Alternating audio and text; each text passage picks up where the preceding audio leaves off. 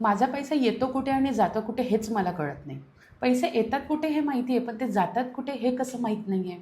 हे माहिती करून घेण्यासाठी तुम्हाला आजपासून हा फॉर्म्युला वापरायचा आहे. तो फॉर्म्युला आहे 50-30-20. म्हणजे तुमच्या इनकमच्या 50% हा इसेन्शियल एक्सपेन्सेसवरती गेला पाहिजे. मग तुमचा ग्रॉसरी असेल, तुमचं रेंट असेल, तुमचे EMIज असतील, हे सर्व तुमच्या 50%मध्ये आलं पाहिजे. त्यानंतर 30% हा तुमचा वॉन्टवरती खर्च झाला. वॉन्टवरती म्हणजे तुमचे जे काही डायनिंग असतील किंवा काही शॉपिंग असतील, काही गॅजेट्स असतील, काही फंक्शन्स असतील जे तुम्हाला अटेंड करायचे, गिफ्ट्स असतील, तर अशा ठिकाणी आपला 30% हा खर्च झाला पाहिजे.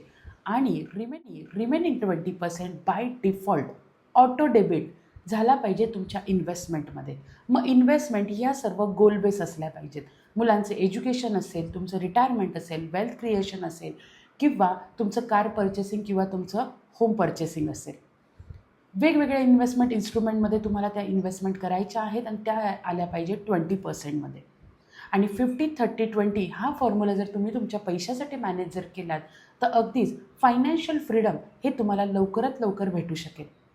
तुम्ही तुमच्या पैशांसाठी कोणता फॉर्म्युला वापरता, कमेंटमध्ये मला नक्की सांगा. चॅनलवरती फर्स्ट टाईम आला असेल तर फॉलो करायला विसरू नका आणि व्हिडिओ सर्वात जास्तीत जास्त शेअर करा.